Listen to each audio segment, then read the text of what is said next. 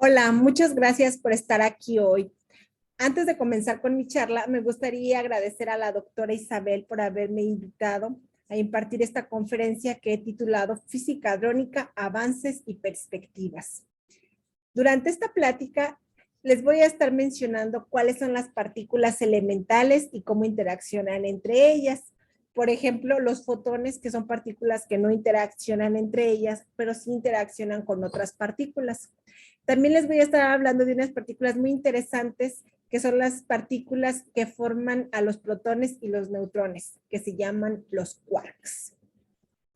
Bueno, decía Albert Einstein que uno no ha entendido realmente algo hasta que no es capaz de explicárselo a su abuelita. Entonces voy a tratar de explicárselos como yo se lo diría a mi abuelita. Resulta que antes del Big Bang no existía nada y de repente hubo una gran explosión y que se formaron todas las partículas que conocemos. Pero, ¿quién les dio la masa a todas estas partículas? Bueno, pensamos, o algunos físicos piensan que fue el famoso bosón de Higgs. Ahora sabemos que este bosón de Higgs solo le da el 2% de la masa visible. Toda la demás, todo el 98% restante viene de las interacciones entre las partículas.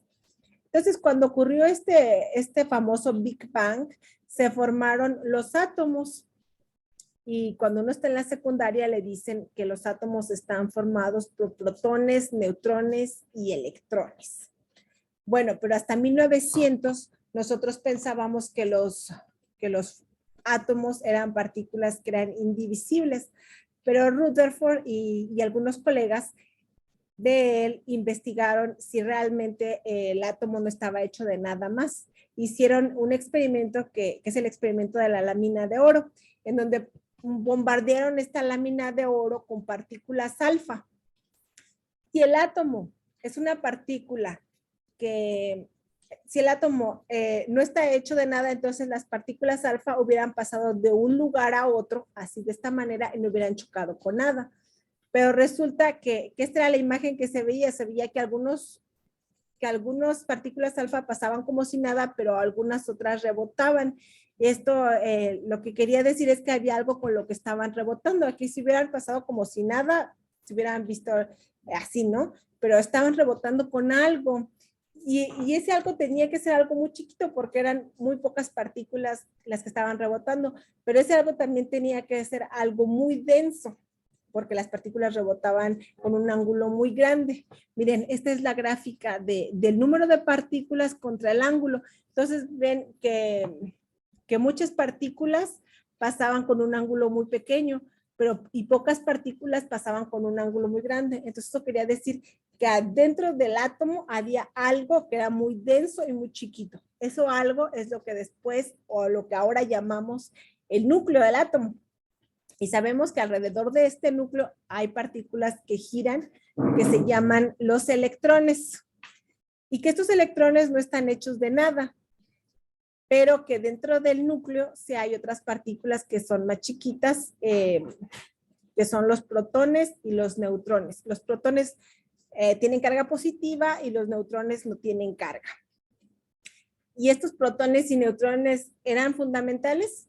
Bueno, la respuesta vino después cuando los físicos ya descubrieron lo que eran los quarks. Y los quarks fueron propuestos por Murray Gell-Mann, y en principio él no pensaba que fueran una cosa física, él lo tomó como una cosa realmente matemática, y de hecho él decía, no le atribuimos ningún significado físico a las nuevas partículas que constituyen los bariones. En este momento quiero decirle que los protones y los neutrones son partículas que están formadas por quarks. Hasta ese momento él no lo sabía, pero no lo sabía del todo porque no lo habían considerado en el experimento, pero los bariones son partículas que están compuestas por quarks, en específico por 3 quarks, porque hay otras partículas que también están compuestas, pero por 2 quarks que se llaman mesones. Bueno, entonces él decía que no le atribuía ningún significado físico a estas partículas que ya he llamado los quarks. Entonces, por el momento se reduce a una introducción matemática a las propiedades del espín unitario. Pero en octubre de 1972 todo cambió cuando se descubrió una partícula que había sido predicha por un modelo que había propuesto Murray Gell-Mann proponiendo los quarks, que fue el James-Side, y eso convenció a todo el mundo que los quarks realmente eran partículas que sí eran físicas, ¿no? Que no eran solamente algo matemático que usábamos. Entonces, bueno, Murray Gell-Mann recibió el premio Nobel, pero no por su idea de los quarks, sino por algo que clasificaba los bariones, por un modelo que clasificaba los bariones de acuerdo al número de quarks y de acuerdo a algunas propiedades como el spin y como otra propiedad que se llamaba la extrañeza. Entonces a él le dieron el premio Nobel, pero no por la idea de los quarks, sino por un modelo que clasificaba las partículas. Bueno, entonces ahora sabemos que lo más chiquito no es un átomo, que los átomos tienen un núcleo, que adentro de ese núcleo están los protones y los neutrones, y los protones y los neutrones están compuestos por partículas más chiquitas que se llaman quarks. Y que, por ejemplo, los protones están compuestos por dos quarks U y un quark D, y que los neutrones están compuestos por dos quarks T y un quark U. Y miren, esta sería la idea de un átomo, ¿no? Aquí está el núcleo, están los electrones girando alrededor del núcleo. Y podemos ver, ustedes imagínense que ese átomo fuera del tamaño, que los protones fueran del tamaño de diámetro de un cabello. Entonces, el átomo sería del tamaño de aproximadamente 30 campos de fútbol. Entonces, el átomo es algo que está casi vacío. ¿Pero qué propiedades tienen estos quarks? Bueno, en principio hay 6 quarks. Decimos que 6 sabores porque son 6 quarks diferentes. Está el arriba, al abajo, el extraño, el encanto, el cima y el fondo. Estos quarks, decimos, para decir que son diferentes, decimos que tienen diferente sabor, pero también tienen otra propiedad muy bonita que se llama que tienen carga de color. Entonces, la materia que estudia los quarks se llama la cromodinámica cuántica, por esta propiedad de color que tienen los quarks. Entonces, otra propiedad es que los quarks tienen carga eléctrica que no es un número entero, no es un múltiplo entero de la carga del electrón, sino que tienen carga, por ejemplo, el quark U, el C y el T tienen carga más 2/3, el D, S y B tienen carga menos 1/3. Entonces, como ya les había dicho, un protón está hecho de 2 quarks U y un D. Un neutrón está hecho de 2 quarks T y un quark U. Pero, ¿qué pasa con los otros quarks? ¿También pueden formar estados ligados como el protón y el neutrón? La respuesta es que sí, pero todavía no están muy estudiados. Esto es lo que estamos haciendo actualmente en nuestro grupo de trabajo. Bueno, también los quarks tienen unas propiedades bien bonitas. Una es que, pues, cuando ven los quarks solos, son casi libres, pero cuando ya los ven formando protones o neutrones, son partículas que están confinadas. Esto quiere decir que no pueden estar solos. Los quarks siempre tienen que estar acompañados de otros quarks. Y otra cosa es que, por ejemplo, yo ya les he dicho que todos estamos compuestos de quarks. Entonces, si yo quisiera saber cuál es mi peso, tendría que decir cuántos quarks tengo y multiplicarlos por la masa de cada uno de esos quarks. Si yo hiciera eso, resulta que la masa mía sería de aproximadamente 5 kilogramos, pero yo peso un poco más. Entonces, ¿de dónde viene toda la masa extra que yo tengo? Bueno, viene de las interacciones que hay entre los quarks y los gluones que me están conformando a mí, ¿no? Entonces, a ese fenómeno de que cuando los quarks están solitos pesan poco y cuando los quarks están juntos pesan más, se llaman generación dinámica de masas y es algo que también estudiamos en nuestro grupo. Entonces, les decía, por ejemplo, cuando un quark está solito, tiene una masa de 2 a 8 megaelectronvolts, pero cuando están acompañados, cuando ya están dentro de un barión, su masa es de aproximadamente 300 megaelectronvolts. Entonces aquí les pongo cómo varía la masa dependiendo del momento en el que estamos, ¿no? Entonces, por eso son bien bonitos los quarks. Bueno, entonces, todas las partículas que están compuestas de quarks se llaman hadrones.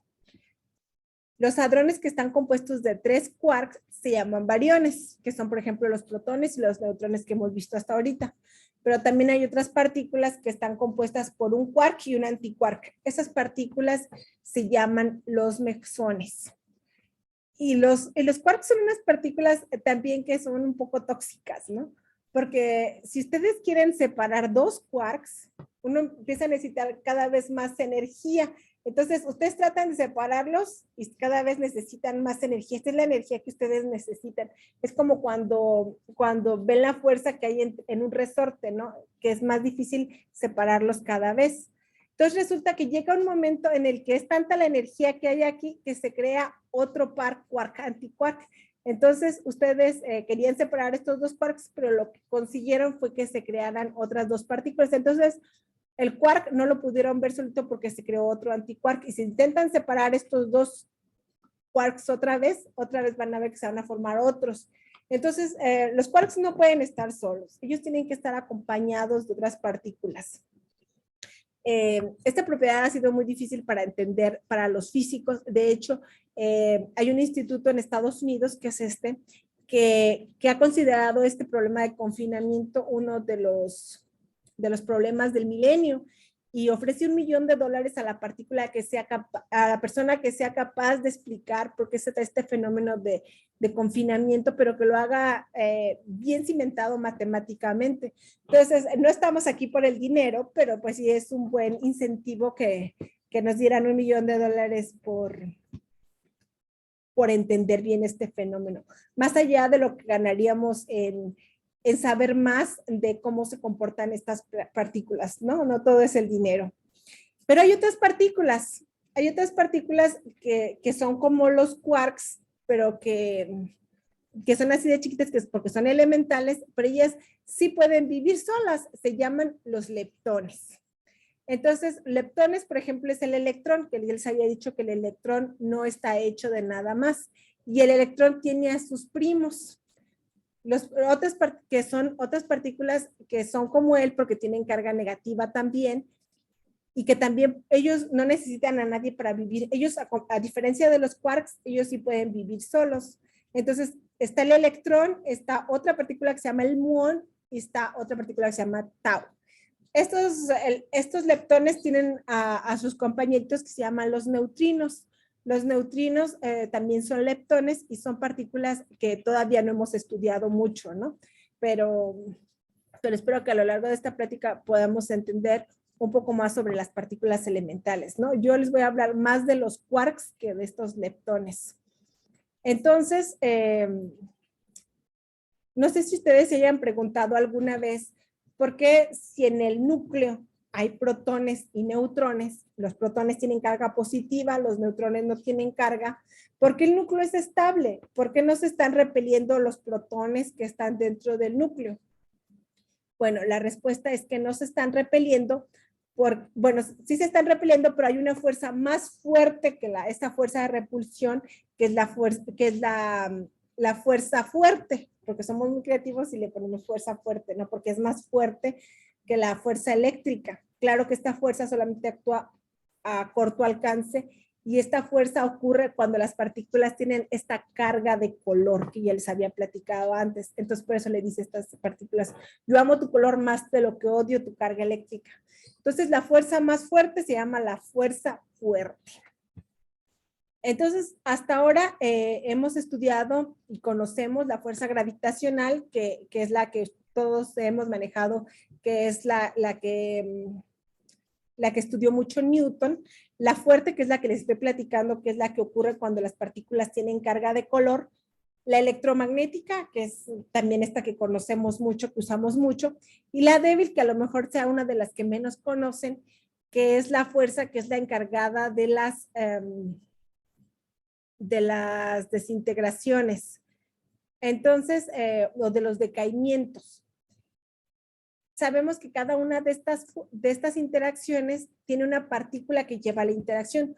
Por ejemplo, de la gravitatoria es el gravitón, de la débil son los bosones W+, W- y Z, de la electromagnética son los fotones, y de la fuerza fuerte, que es la que les estoy platicando ahora, las partículas que medían estas interacciones se llaman los gluones, precisamente porque como que mantienen pegados a los quarks dentro del núcleo, ¿no? Entonces, en este sentido, tenemos dos tipos de partículas. Unas partículas que se llaman bosones, que son, por ejemplo, estas partículas que llevan la interacción, y otras partículas que se llaman fermiones, que los fermiones son las partículas que tienen espino en medio. Otra forma de verlo es que cuáles de ellos satisfacen el principio de Pauli y cuáles no. Entonces, así las diferenciamos, ¿no? A los que satisfacen el principio de Pauli les llamamos fermiones y los que no lo satisfacen le llamamos bosones. Bueno, pero a nosotros como no nos gusta hacer muchas cuentas, o nos gusta hacerla de una manera más clara, en lugar de hacer un montón de cuentas, dibujamos las interacciones como deberían ocurrir. Por ejemplo, aquí están interactuando dos electrones y están intercambiando un fotón. Entonces, nosotros usamos, para todos nuestros cálculos, usamos esto que se llaman diagramas de Feynman y que nos facilitan mucho la vida a los físicos. Siempre cuando las líneas son, estas se llaman líneas externas y las líneas que están aquí se llaman líneas internas y generalmente aquí en las líneas internas están los bosones. Bueno, entonces ya hemos visto entonces casi todas las partículas, ¿no? Estos se llaman los quarks. Estas partículas se llaman los leptones y aquí están las partículas que medían la interacción, ¿no? Las interacciones débiles, fuertes, gravitatorias y la débil. Pero todavía no, esto es lo que llamamos el modelo estándar de física de partículas. Ahora, lo que no hemos platicado todavía es qué es este bosón de Higgs, que dijimos que había aparecido cuando se habían hecho este Big Bang, ¿no? Entonces, dijimos que solamente ha aparecido cuando o solamente nosotros pensamos que se ha visto cuando esta gran explosión. Entonces, como queremos estudiarlo, pues hay que reproducir los primeros momentos de manera microscópica, los primeros momentos en los que se hizo esta gran explosión. Y para eso, pues tenemos que construir detectores y tenemos que construir aceleradores de partículas. Bueno, cuando nosotros queremos ver cosas como las galaxias, nosotros necesitamos los telescopios. Si nosotros queremos ver un perrito, pues tenemos que usar nuestro ojito. Pero si queremos ver cosas más chiquitas como células, usamos microscopios. Pero cuando queremos ver cosas más chiquitas como los quarks, tenemos que usar aceleradores de partículas. Entonces, cuando ustedes usan aceleradores de partículas, les dan mucha energía a las partículas y después las hacen chocar. Y es muy interesante porque, por ejemplo, ustedes imagínense que hacen chocar dos fresas con muchísima energía y que pueden obtener fresas nuevas, montones de bellotas, una banana, unas pocas peras, una manzana, una nuez y una ciruela. Entonces, acuérdense que Einstein decía que la masa es una forma de energía.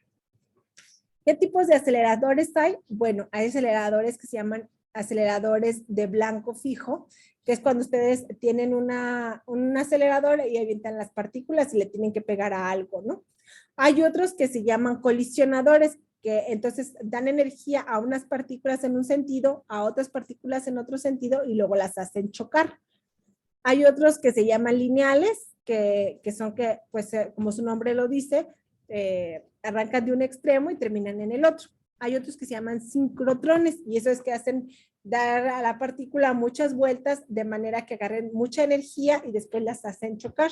¿Cuál es el mejor de estos aceleradores? Pues depende que ustedes quieren estudiar, ¿no? Si ustedes quieren romper las partículas y ver qué hay dentro, entonces ustedes necesitan los sincrotrones, pero digamos que ustedes solamente quieren ver cómo se comportan las partículas a cierta velocidad o cuando chocan, entonces ustedes pueden usar los aceleradores lineales. Entonces depende mucho que uno quiere estudiar para saber qué tipo de acelerador uno debe de usar.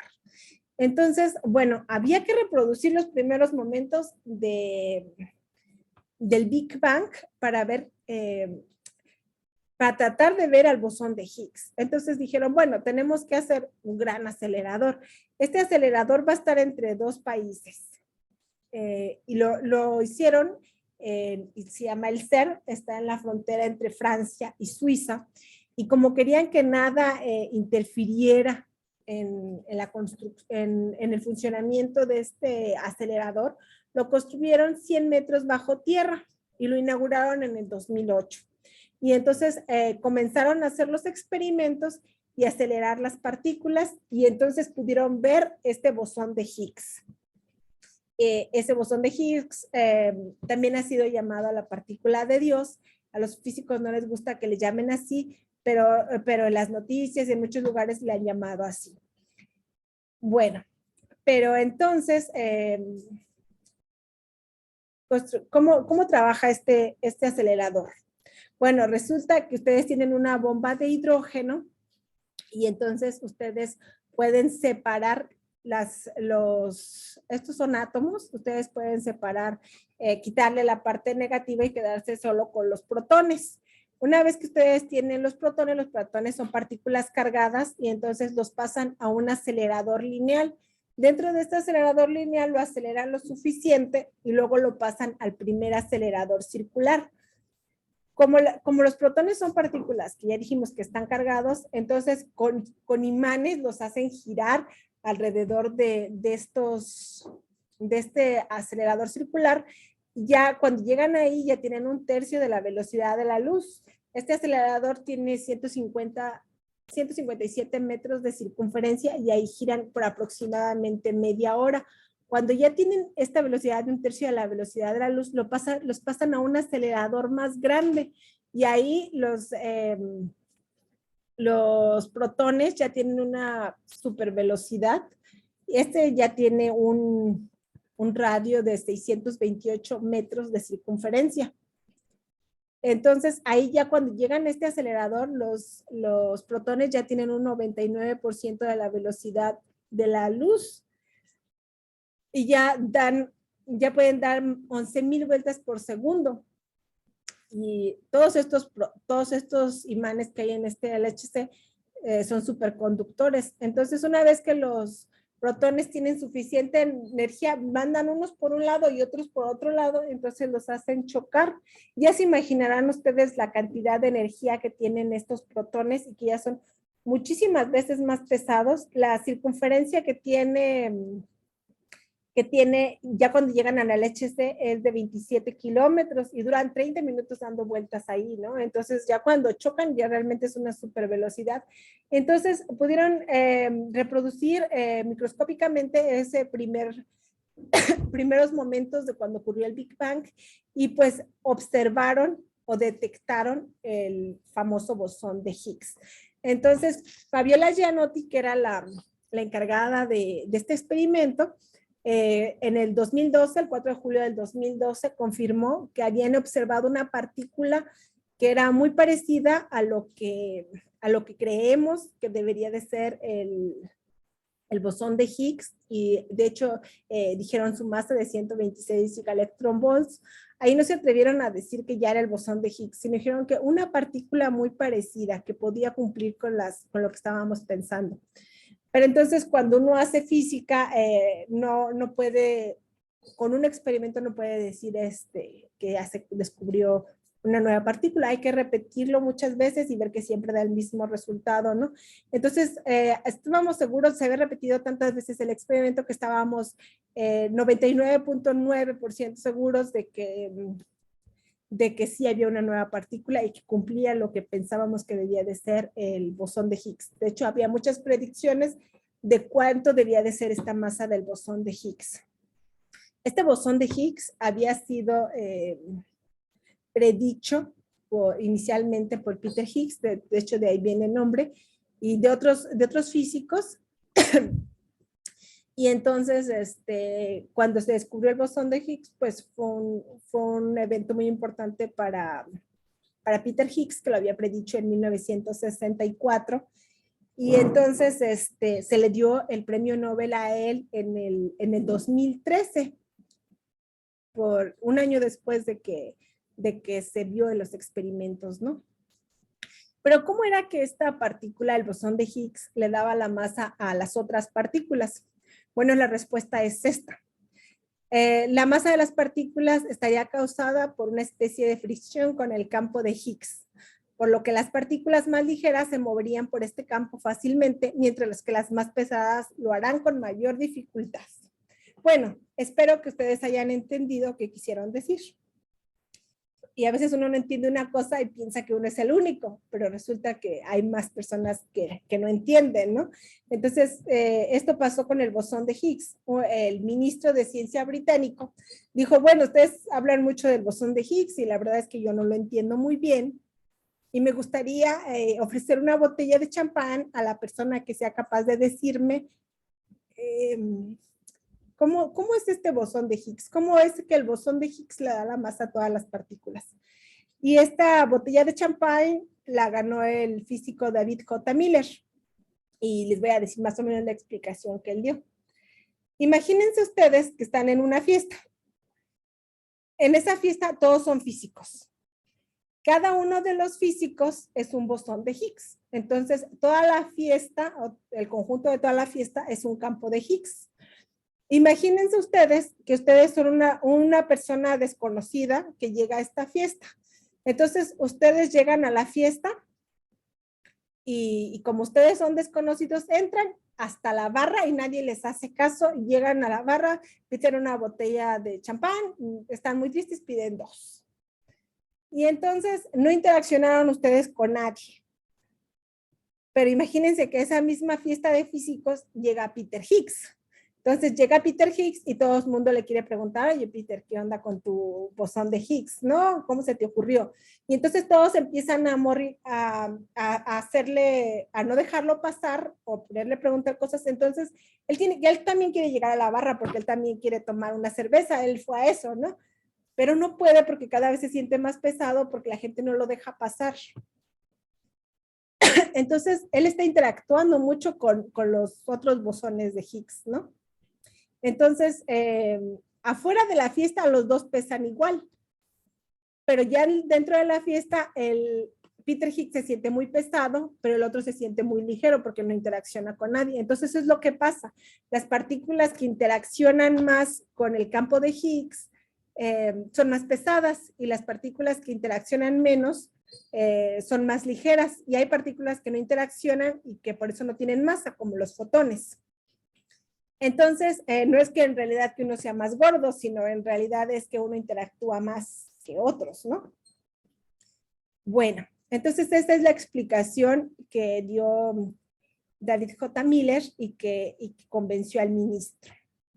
Entonces, por eso le dieron el premio Nobel a Peter Higgs en el 2013 y el mecanismo de Higgs es el que le da la masa a las partículas fundamentales, ¿no? Entonces, en resumen, quiero decirle que las partículas elementales son partículas que son muy tóxicas.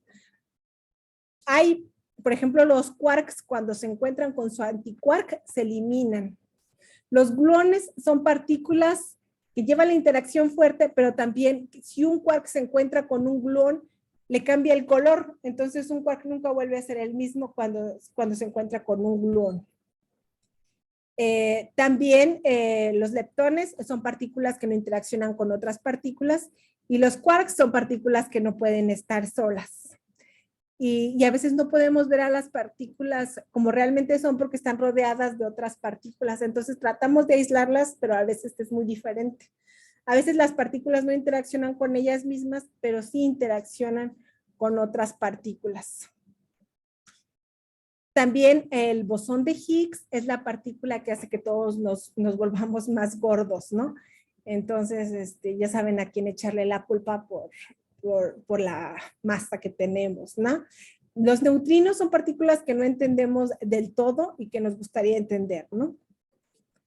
Bueno, hasta aquí es lo que sabemos actualmente del modelo de partículas. Miren, aquí les puse un pequeño dibujo. Todas las líneas estas son las partículas, las negras, ¿no? Todas las partículas que se unen con una línea son partículas que pueden interaccionar entre ellas. Y las que tienen estos circulitos son partículas que interaccionan con ellos mismos. Por ejemplo, este interacciona con el mismo, el bosón de Higgs también interacciona con el mismo, los gluones también interaccionan con ellos mismos, y por ejemplo, un gluón no interacciona directamente con los Ws, tiene que hacerlo a través de un quark. Entonces, hay partículas que no interaccionan entre ellas solas, sino que tienen que usar otro mediador. Entonces, me gustaría tener más tiempo para explicarles más esta figurita, pero creo que más o menos se entiende. De todas maneras, creo que tendremos una sesión para preguntas. Bueno, entonces hasta ahora les voy a platicar un poco de las perspectivas y de lo que esperamos hacer a futuro con esto de las partículas. Bueno, les había dicho que las partículas que están compuestas de quarks se llaman hadrones. Hay dos tipos de hadrones, los mesones, que son partículas que están compuestas de 2 quarks, y los bariones, que son partículas que están compuestas de 3 quarks. Nosotros los mesones los estudiamos con una ecuación que se llama la ecuación de Bethe-Salpeter, y los bariones con una ecuación que se llama la ecuación de Faddeev. Entonces, estos son diagramas de Feynman, que ya les dije que no nos gusta hacer grandes cuentas, sino que nosotros somos más visuales. Entonces, los vemos con estos diagramas de Feynman. Entonces, ahora sí les voy a... esta es la clasificación que hizo Gell-Mann de las partículas. Bueno, él lo hizo con solo 3 sabores. Aquí usamos los 6 sabores de quarks que existen. Entonces, miren, estas son todas las partículas. Por ejemplo, estos son los bariones, están formados de 3 quarks que se pueden formar con los quarks U, D, S y B. Y estas son las partículas de spin 3 medios que se pueden generar con los quarks U, D, B, U, D, B y S.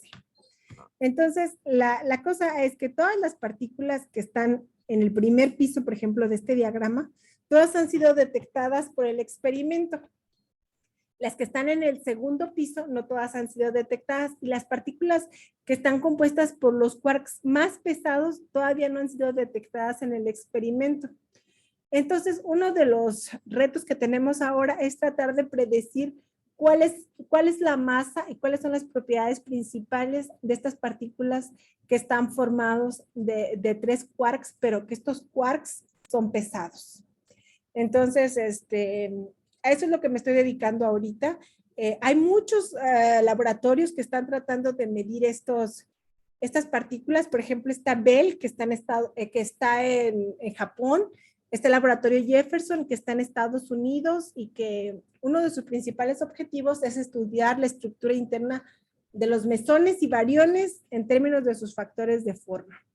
Está otro experimento que se llama el experimento PANDA, y él está buscando bariones que están compuestos de los quarks S y C. Y por supuesto está el LHC, que de hecho tiene un detector especial, el HCB, que está enfocado en estudiar partículas que contienen los quarks C y B.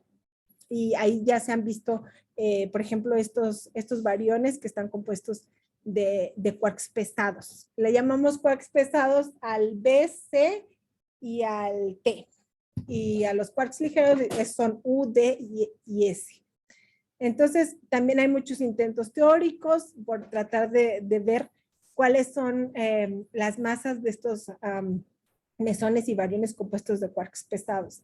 También otra cosa que nos intriga mucho es que estos son los mesones que les llamamos los mesones vectoriales. Y resulta que los mesones vectoriales tienen a otros que son su pareja de paridad, que está hecho de los mismos quarks, pero tienen una propiedad diferente, que es la paridad. Entonces, cuando los mesones, aunque estén compuestos de los mismos quarks y tengan el mismo spin, pero tienen paridad diferente, tienen una masa bien diferente. Miren, por ejemplo, este está hecho de D y anti-U, y tiene una masa de 770 megaelectronvolts. Pero este mismo mesón compuesto de D y U tiene una masa de 1200 megaelectronvolts, o sea, casi son 500 megaelectronvolts la diferencia, y así pasa para muchos de ellos.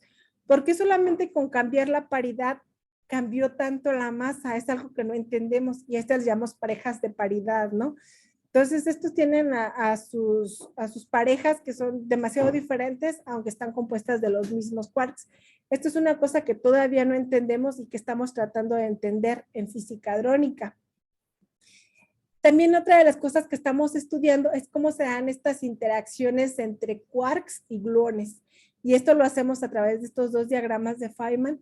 Y este es un trabajo que estamos haciendo con Luis Albino, que está ahora de postdoc en la Universidad Michoacana de San Nicolás de Hidalgo, con María Elena Tejeda, que está en la Universidad de Colima, con Rocío, que ahora está en Argentina, y aquí estoy yo, aquí estamos haciendo el saludo del físico, que es la regla de la mano derecha.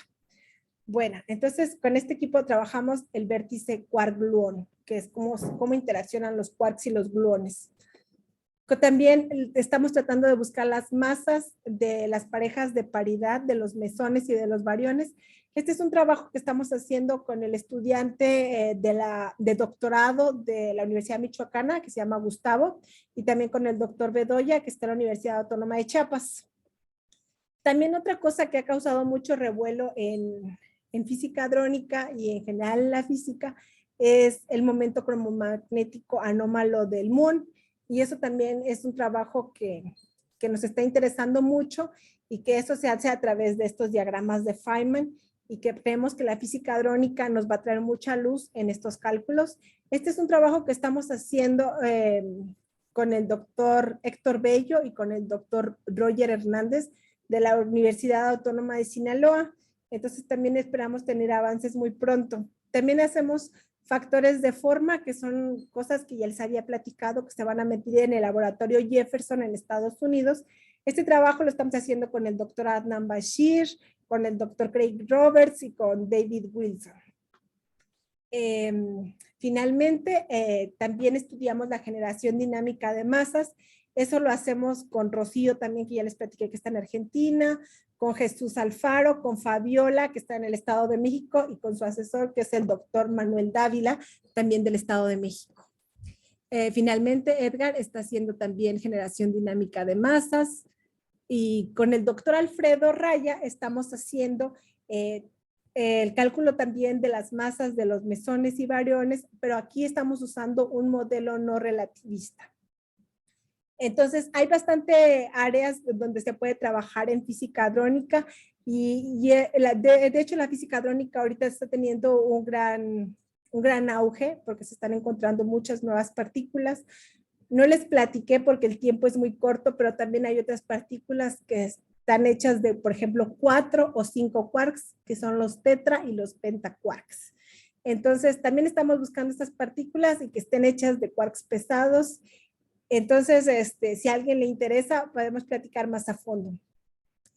Con esto finalizo mi plática. Espero que tengan muchas dudas y que podamos vernos para seguir platicando más sobre los temas de física hadrónica. Muchas gracias.